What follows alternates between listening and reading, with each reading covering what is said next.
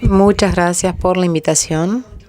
Yo soy de Torino, en la parte norte de Italia, y esta es una imagen de mi ciudad y me encanta estar ahora aquí en Buenos Aires. La nefropatía por IgA se define como una enfermedad con una prevalencia de IgA y algo de C3 y algún trazo de alguna otra inmunoglobulina. Recientemente publicamos una encuesta muy grande con más de 42.000 biopsias renales de 4 continentes distintos, analizando la prevalencia de la nefropatía por IgA. Y de esta encuesta se informó que esta nefropatía representa el 16% de las biopsias renales. Pero analicemos esto un poquito más en detalle. En Europa representa un 22%. En Asia es mucho más alto, casi 40% de las biopsias renales tienen esta nefropatía. ¿Qué pasa con América Latina? Solo un 6%. Pero tenemos datos de Brasil, Colombia y de México. Pero no sé si estos números han cambiado recientemente. ¿Por qué hay esta diferencia? Porque la frecuencia de nefropatía por IgA depende en la indicación de una biopsia renal. En algunos países hay programas de screening, por ejemplo en Japón, entonces la nefropatía por IgA es alta porque se detecta tempranamente. A veces se hacen controles para deportes o para otros problemas de salud y se descubre una hematuria microscópica y hay una historia de familiar de enfermedades renales o hay una hematuria macroscópica en las pruebas urinarias, hay edema o cambio en el color de la orina. Hay fatiga, hay palidez, dolor de cabeza y poliuria. Hoy a la mañana escuché una charla muy interesante de Buenos Aires donde mostraban o contaban que las biopsias renales se hacían muchas veces cuando había glomerulonefritis. Pero ¿qué pasa de la hematuria microscópica? Quizás esta diferencia es la que nos marque la frecuencia de la nefropatía por IgA, porque hay algunos países que piden las biopsias en otras circunstancias.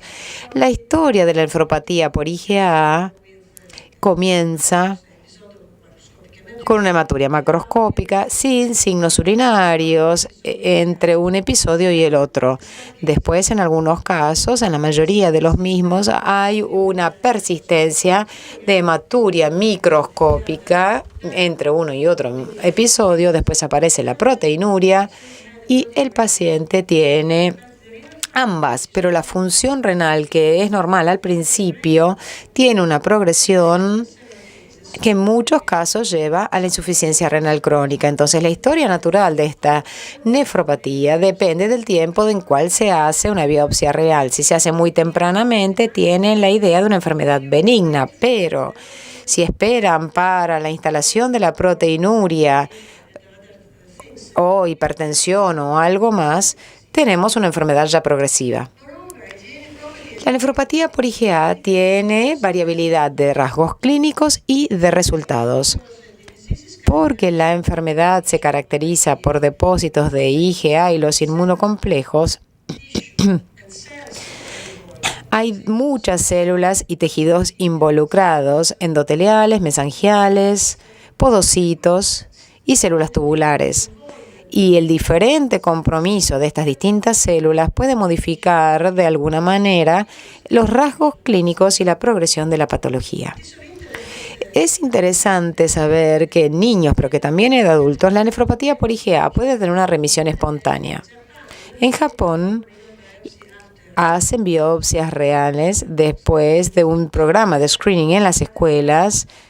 Entonces tienen un gran grupo de niños con glomerulonefritis mínima y que no reciben ningún tipo de medicación y han demostrado que después de 5 años 60% de ellos remite y después de 10 años 80% remite. Pero tienden a tener una recurrencia después de 5 años, es del 80% y después de 10 años casi el 68% recurre. Entonces tienen fases de actividad clínica, después de remisión y después recurrencia. Y por lo general, la enfermedad estable siempre tiene las mismas características. En Europa tenemos este gran estudio que reunió más de 1.100 pacientes con nefropatía por IgA y observamos que hay un 50% de disminución de la tasa de filtrado glomerular en la enfermedad renal terminal después de 10 años. Y esto era distinto en adultos y niños. En los niños es más benigno. Después de 10 años, 91% de ellos tenía una buena sobrevida, pero son niños. Consideren esto en Europa. 50% de los pacientes ingresa a diálisis antes de la edad de 51 años. Solo una minoría de ellos ingresa a diálisis en la edad pediátrica o cuando son adultos jóvenes. 55% lo hace antes de los 51 años. Entonces, parece que la enfermedad es una enfermedad lentamente progresiva, pero está claro que esta patología progresiva comienza tempranamente en la vida. Y esto es interesante como nefrólogos pediátricos detectarla, porque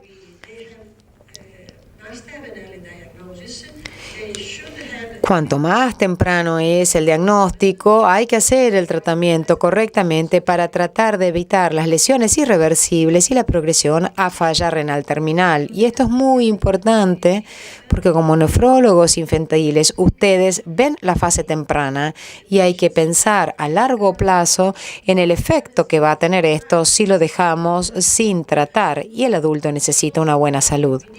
Necesitamos, por eso, tener predictores para la progresión de esta patología. Primero, sabemos que existe el factor genético. El grupo colombiano mostró que la nefropatía esta era más común en hombres, pero tiene una frecuencia hacia el este y hacia el norte, como ustedes ven acá en el mapa desplegado. Ellos analizaron diferentes estudios genómicos y encontraron 3 tipos distintos: HLA, complemento, foco del momento del tratamiento, y las células linfomononucleares. Extendieron después este estudio involucrando 20.000 pacientes y encontraron 15 asociaciones con GWAS. Y como mencioné antes, la mayoría de los locus asociados con la nefropatía estaban asociados con enfermedad inflamatoria intestinal. Más aún, una alta frecuencia de estos alelos de riesgo y en niños con nefropatía por IgA. Entonces, en este tipo de niños hay un claro impacto de lo genético. Factores de riesgo inmunológicos también están presentes y tienen el rol importantísimo, porque la hipótesis se basa en que hay several hits desde el momento del desarrollo de la nefropatía por IgA. Sabemos que hay una IgA defectuosa con una producción de IgG contra esta IgA1, formación de inmunocomplejos, depósitos de los mismos en las áreas mesangiales, activación de la inflamación en las áreas mesangiales también. Analicemos en detalle ahora esta IgA1. Es una subclase que se deposita en las áreas mesangiales. Es una inmunoglobulina con una larga inserción de aminoácidos en la zona de la bisagra. Y esto se expande por los azúcares, los residuos de azúcares, la acetilgalactosidasa y un defecto de la galactosiltransferasa, como por ejemplo la beta-1, beta-3. Y todo esto se descubrió gracias a la vía del ácido siálico. Estos azúcares son de muchísimo interés porque son defectuosos en pacientes con nefropatía por IgA, el ácido siálico o la galactosa o los azúcares del metabolismo. Y se demostró que los pacientes que tienen nefropatía por IgA tienen niveles de IgA1 deficientes aumentados y esto predispone al desarrollo de esta patología. ¿Qué pasa con los niños? En los niños pasa exactamente lo mismo que en adultos, altos niveles de la glicosilación aberrante de la IgA1 en la población pediátrica y en la púrpura de Schoenlein-Henoch, como ustedes ven acá. Y para los adultos se muestra que los parientes de los niños con nefropatía por IgA o por púrpura de Schoenlein-Henoch tienen altos niveles de esta glicosilación aberrante. Entonces existe algo genético en la presencia de esta IgA. La IgA deficiente en galactosa es un biomarcador para la nefropatía y necesario para el desarrollo de la IgA, nefropatía por IgA, pero no es suficiente para tener toda la expresión clínica completa, porque hay parientes de estos niños, como les dije, que pueden tener esta deficiencia si en el cuadro clínico. La mayoría está asociada con proteinuria, sin embargo, hay un grupo de pacientes que tienen muy altos niveles de esta galactosa y en esta situación tienen una nefropatía severa por IgA y recurrencia después del trasplante. Y esta IgA1 deficiente en galactosa está presente en todos los depósitos glomerulares de la nefropatía. Pero como mencioné antes, esta IgA1 deficiente en galactosa necesita la formación de autoanticuerpos que tengan como blanco esto. Y en este gran estudio se encontró que la curva de ROC era mejor para el segundo hit, IgG o IgA, contra la IgA deficiente de galactosa. IgG ante la deficiencia de la IgA1 con deficiencia de galactosa, es un marcador muy específico cuando lo comparamos con los controles sanos y se correlaciona con la proteinuria y predice el deterioro.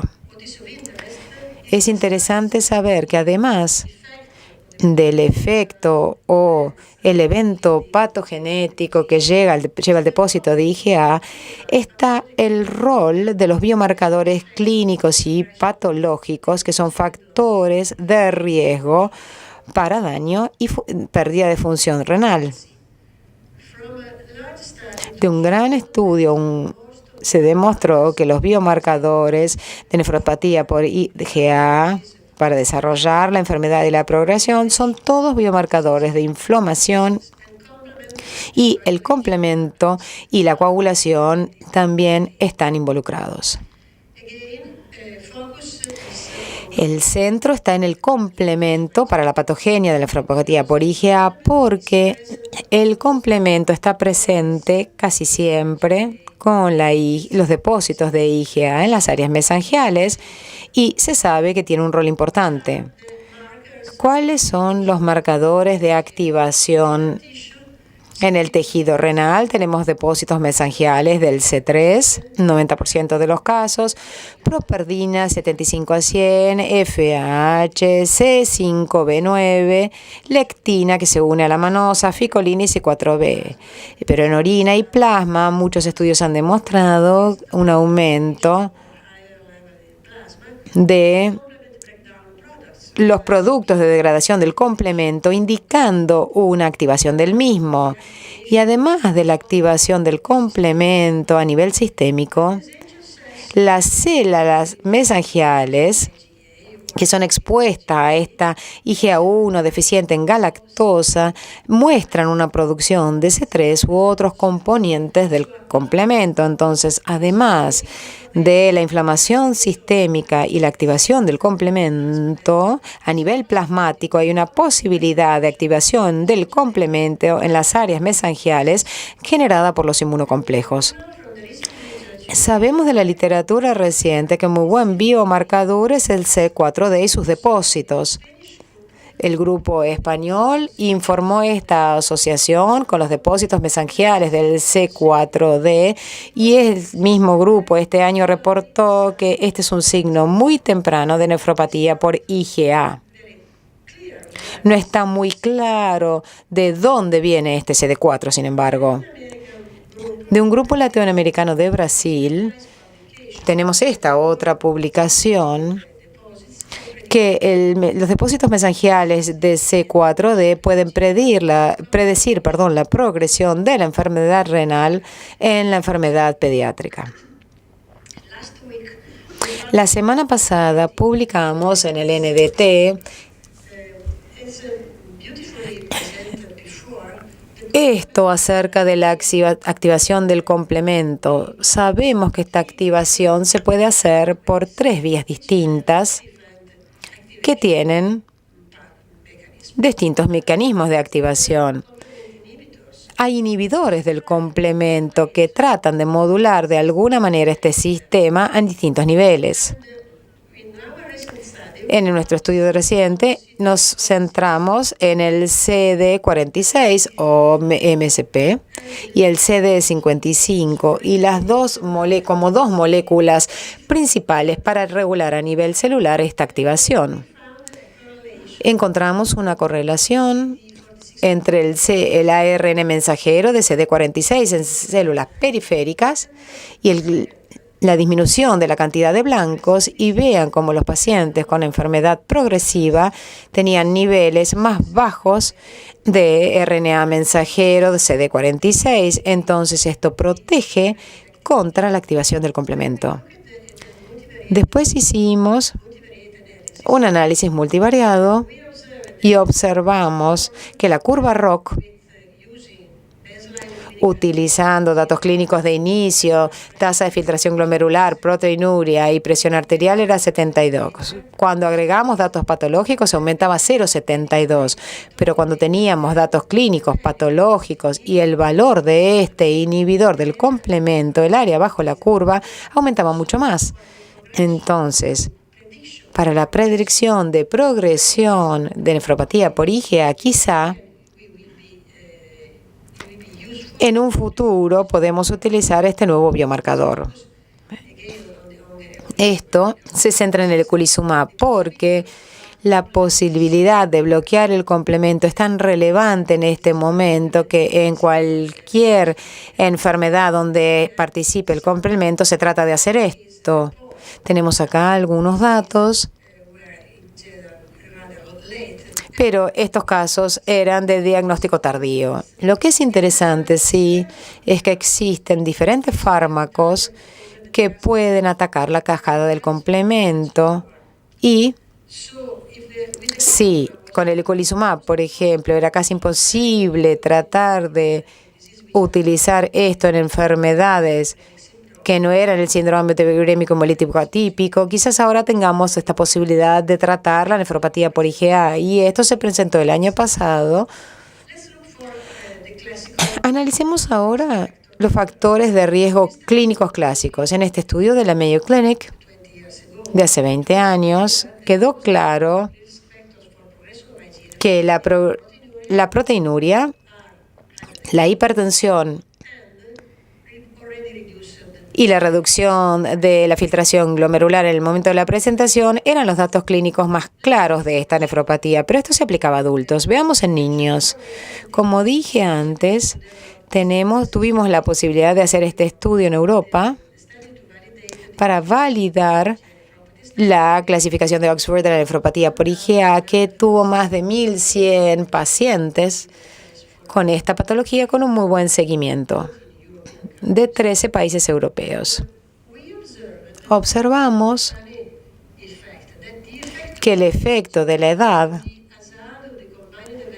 en el hazard del evento combinado en una reducción del 50% o enfermedad renal terminal tenía una asociación lineal con la edad hasta los 23 años y después era casi plana la curva. Entonces, en vez de analizarlo a partir de los 18 años, analizamos a todos estos adultos jóvenes entre los 18 y los 23 años. Y en esta publicación, en Pediatrics Nephrology, investigamos la verdadera cohorte pediátrica y la expandida después, incluyendo los pacientes hasta los 23.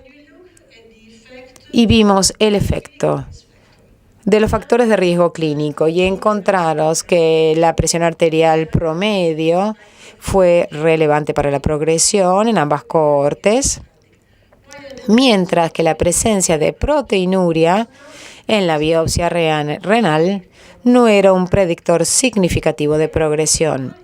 En primer lugar, porque es similar a lo que muestran los estudios japoneses. Ellos encontraron que no solo la proteinuria es importante.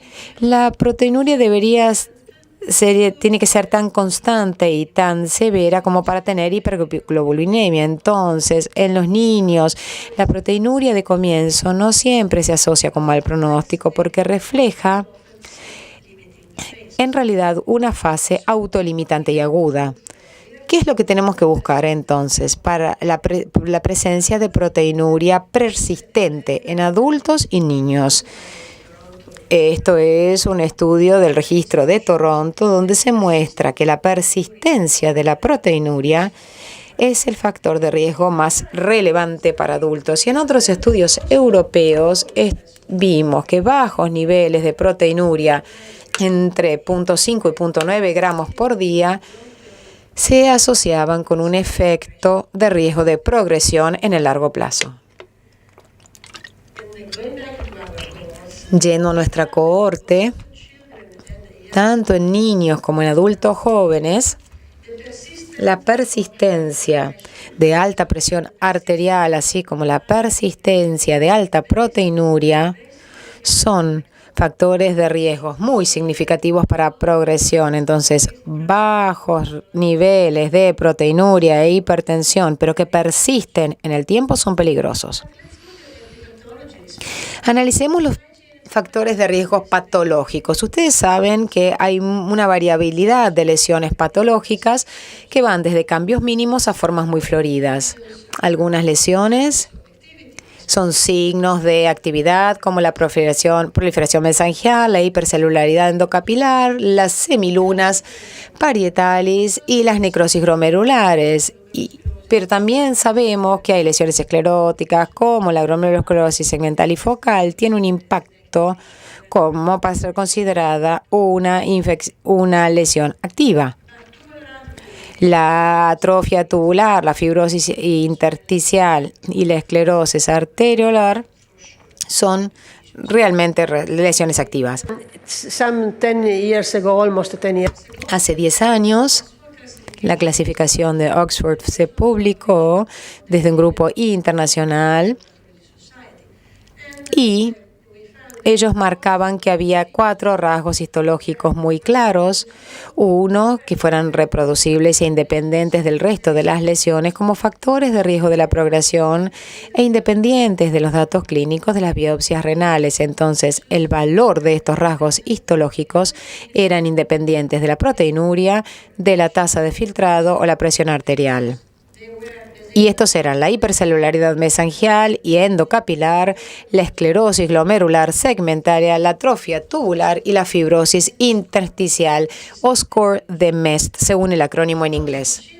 También fue útil en niños. Observamos que los niños tenían menos esclerosis segmentaria y daño tubular, por ende, pero más hipercelularidad mesangial y endocapilar. Había diferencias en la prevalencia de lesiones entre niños y adultos y esto contribuía al distinto pronóstico. Sin embargo, el valor de cada una de estas variables en el resultado era similar sin tener en cuenta la edad y esas fueron las conclusiones del subanálisis de la clasificación de Oxford en aquel momento. Distintos estudios se hicieron después en el mundo para tratar de validar la clasificación de Oxford en niños.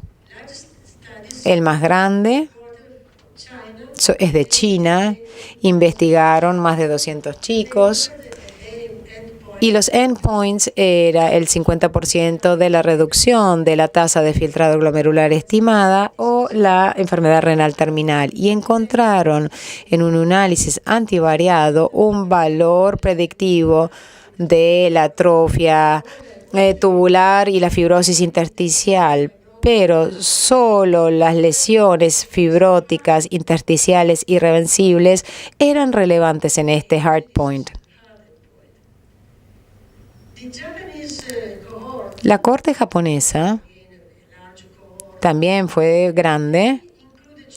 Incluyeron niños con proteinuria leve porque la mayoría de los niños habían tenido el diagnóstico después de los programas de screening del colegio y el endpoint de acá no era tan duro como el 50% en la caída de la tasa de filtrado glomerular, sino era por debajo de los 60 mililitros por minuto. Y ellos encontraron un valor predictivo en un análisis untivariado de proliferación mesangial y endocapilar, daño tubular y presencia de medias lunas. Las medias lunas en más del 30%. Las medias lunas no eran predictoras de la progresión en la clasificación de Oxford por el número limitado de la muestra y también por los criterios de selección.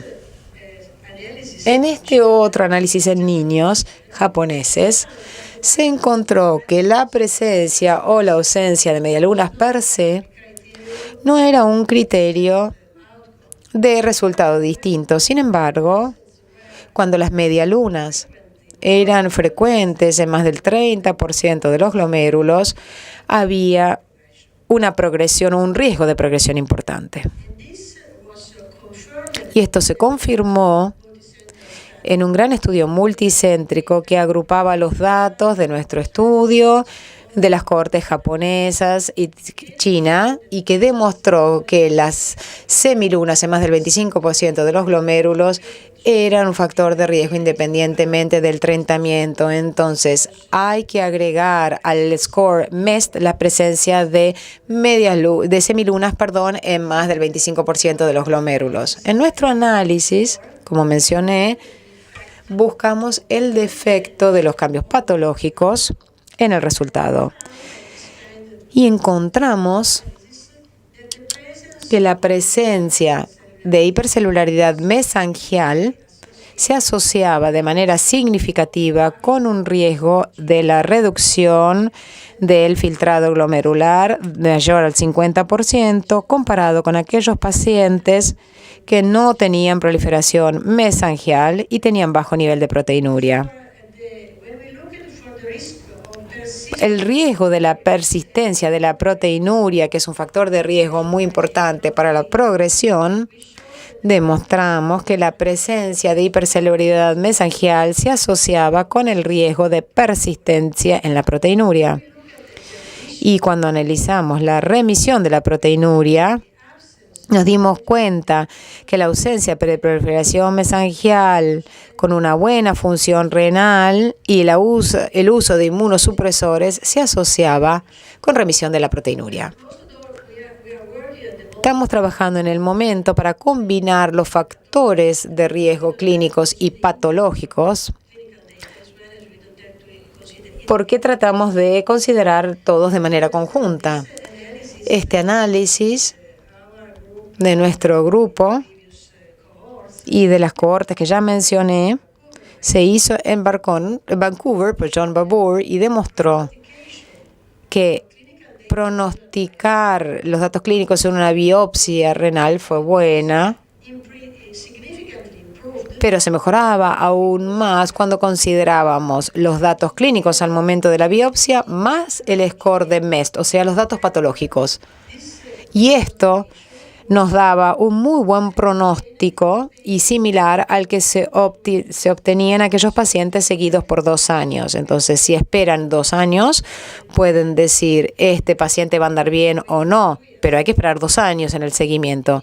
Si utilizan datos patológicos más clínicos, hacen este pronóstico a futuro, pero en el momento de la biopsia renal, que es muy importante. Entonces, para tratar de resumir y concluir, los factores de riesgo para progresión en niños con nefropatía por IgA son, por un lado, lo genético. Los altos niveles de IgA1 con deficiencia de galactosidasa. Los autoanticuerpos y los inmunocomplejos generados por esta IgA circulantes. Estas macromoléculas son el factor más importante para la activación de los mediadores también. Los rasgos clínicos al momento de la biopsia real son muy importantes. Hipertensión, aún la leve en los niños. Proteinuria, únicamente si es masiva y si hay hipoalbuminemia acompañante. Esto significa que es una proteinuria persistente.